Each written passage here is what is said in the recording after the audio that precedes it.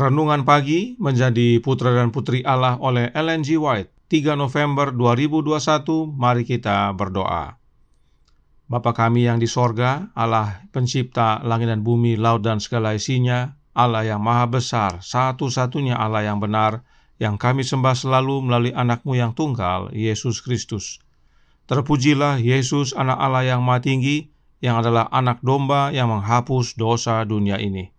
Pada pagi hari ini kami bersyukur boleh bangun dan berbakti, dan sebagaimana membaca dan mendengarkan nasihat firman-Mu, kiranya ini menjadi pembaharuan bagi masing-masing kami, agar Kristus yang selalu berkuasa dalam hidup ini beserta kami sepanjang perbaktian ini. Kehendak-Mu yang jadi, ampun kami akan dosa dan salah, karena kami berdoa hanya dalam nama anak Allah yang tunggal, Yesus Kristus, yang adalah Tuhan dan Juru Selamat kami. Amin. Renungan hari ini akan dibacakan oleh Ibu Noni Kaumpungan. Silakan Ibu Noni. Selamat pagi, renungan pagi hari ini dengan judul Bait Allah harus menerima perhatian yang tetap. Ayat inti kita terdapat dalam 2 Korintus 6 ayat 16. Karena kita adalah bait dari Allah yang hidup menurut firman Allah ini. Aku akan diam bersama-sama dengan mereka dan hidup di tengah-tengah mereka, dan aku akan menjadi Allah mereka dan mereka akan menjadi umatku. Kita harus mematuhi hukum kerajaannya, membuat diri kita menjadi yang mungkin bagi kita. Dengan sungguh-sungguh kita harus memupuk kekuatan tertinggi dari keberadaan kita, mengingat bahwa kita adalah milik Allah, bangunan Allah.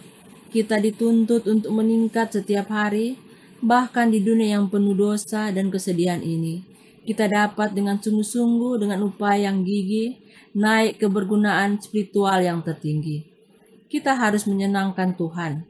Ini bisa kita lakukan karena Henokh menyenangkan Allah, meskipun hidup di zaman yang merosot.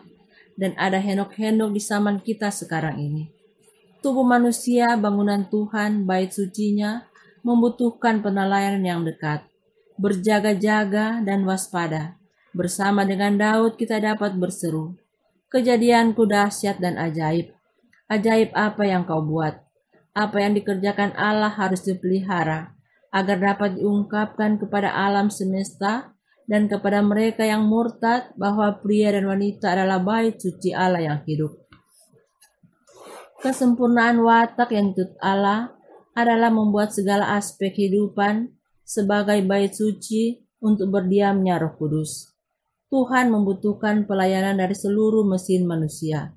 Dia menginginkan pria dan wanita untuk menjadi seseorang yang melakukan sesuatu yang mungkin dapat mereka lakukan sesuai kesanggupan yang Allah berikan. Tidak cukup untuk bagian-bagian tertentu dari mesin yang akan digunakan. Semua bagian harus dijalankan, atau layanan ini kurang mencukupi. Kehidupan fisik harus dididik, dipupuk, dan dikembangkan dengan hati-hati, sehingga melalui pria dan wanita, sifat ilahi dapat dinyatakan secara sempurna. Tuhan mengharapkan manusia untuk menggunakan kecerdasan yang telah Dia berikan kepada mereka. Dia mengharapkan mereka untuk menggunakan setiap kekuatan pertimbangan baginya. Mereka harus memberikan apa yang direncanakan Allah, tempat yang tertinggi bagi hati nurani. Kekuatan mental dan fisik dengan kasih harus diolah sedemikian rupa sehingga mereka dapat mencapai efisiensi tertinggi. Terima kasih. Terima kasih atas penata layanan Ibu Noni. Tuhan Yesus memberkati. Selamat pagi saudaraku dalam Tuhan. Kembali renungan hari ini berbicara tentang bait Allah, yaitu tubuh kita. Karenanya prinsip-prinsip kebenaran tentang Ka'bah perlu kita pahami agar mengerti mengapa kita harus memperhatikan kondisi tubuh kita. Mari kita baca sebuah ayat yang merupakan dasar kebenaran tentang Ka'bah Allah. Mazmur 77 ayat 14 atau Mazmur 77 ayat 13 dalam bahasa Inggris yang berbunyi, "Ya Allah, jalan-Mu adalah kudus. Allah manakah yang begitu besar seperti Allah kami?" Dalam bahasa Inggris dikatakan, "Thy way, O God, is in the sanctuary. Who is so great A God as our God? Terjemahan bahasa Indonesia kurang tepat. Terjemahan bahasa Inggris versi King James yang tepat dikatakan, jalanmu ya Allah ada di dalam Ka'bah. Jadi, jalannya Allah ada di dalam Ka'bah. Kemudian di dalam doanya Daud berkata, Mazmur 86 ayat 11 yang berbunyi, tunjukkanlah kepadaku jalanmu ya Tuhan, supaya aku hidup menurut kebenaranmu.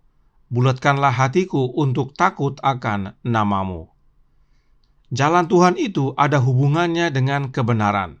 Terjemahan bahasa Inggris kembali lebih cocok yang artinya, ajari aku jalanmu ya Tuhan, aku akan berjalan dalam kebenaranmu. Nah, mengenai kebenaran ini, Paulus berkata dalam Efesus 4 ayat 21, karena kamu telah mendengar tentang Dia dan menerima pengajaran di dalam Dia menurut kebenaran yang nyata dalam Yesus.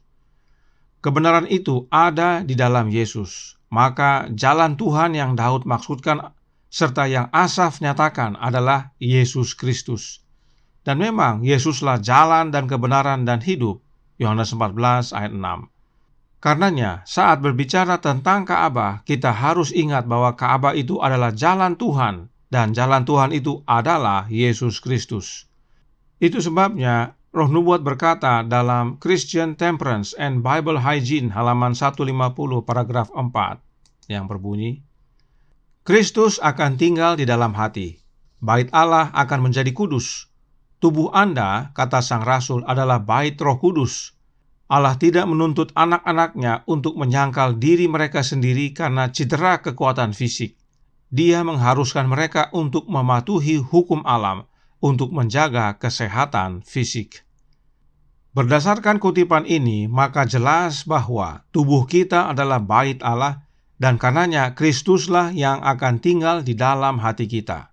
Sebab Allah hadir dalam hidup kita melalui anaknya.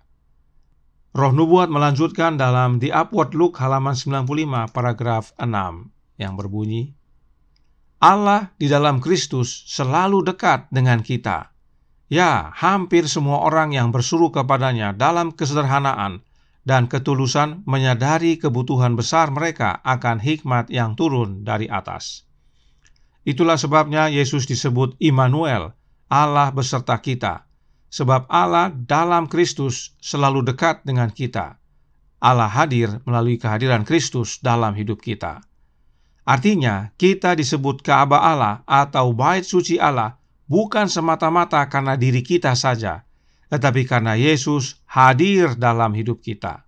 Sebab, Reflecting Christ halaman 107 paragraf 3 berbunyi, ketika Kristus berdiam di dalam hati oleh iman, orang Kristen adalah bait Allah.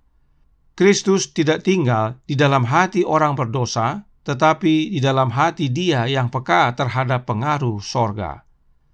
Jelas sekali saat kita menerima Kristus berdiam di dalam hati kita, maka kita menjadi Ka'bah Allah atau bait suci Allah. Tidak heran kepada kita dinasihatkan untuk memberi perhatian yang tetap terhadap tubuh kita, sebab tubuh kita yang disebut bangunan Tuhan adalah bait suci Allah yang hidup. Dan salah satu yang penting sekali kita perhatikan adalah selera. Roh Nubuat berkata dalam Christian Temperance and Bible Hygiene halaman 150 paragraf 4 berbunyi, dia mengatakan, waspadalah, kekang, sangkal, nafsu makan yang tidak wajar.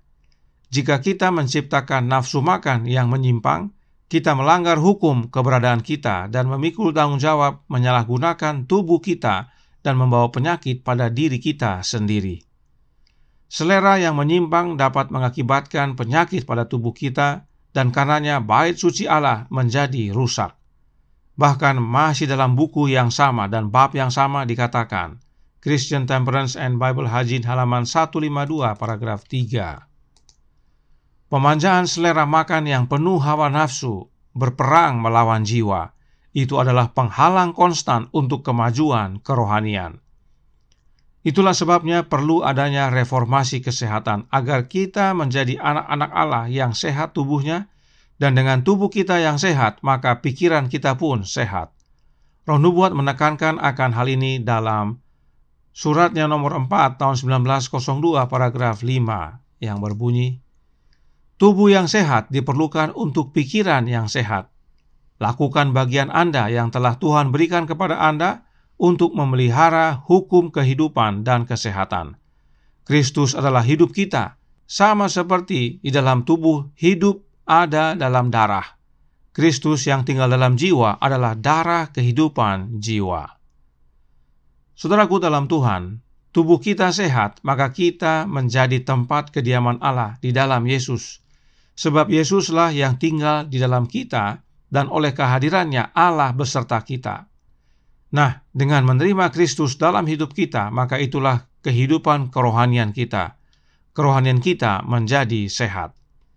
Inilah pentingnya kita perhatikan kesehatan tubuh kita secara fisik, sebab dengan tubuh yang sehat, kerohanian kita sehat. Karena Yesuslah yang tinggal di dalam hidup kita. Kesehatan jasmani dan kesehatan rohani semuanya karena Kristus tinggal di dalam kita. Dialah yang mengendalikan kehidupan kita, jasmani dan rohani. Sebab dialah Immanuel, Allah beserta kita, dan di luar Dia kita tidak dapat berbuat apa-apa. Kiranya ini menjadi pembaharuan bagi masing-masing kita, agar kita memperhatikan dengan tetap kondisi kesehatan tubuh kita secara fisik, agar Kristus dapat tinggal dalam hidup kita, dan kita menjadi bait suci Allah yang setia dan hidup bagi Bapa. Tuhan memberkati, saya bawa dalam nama Yesus. Amin. Mari kita berdoa.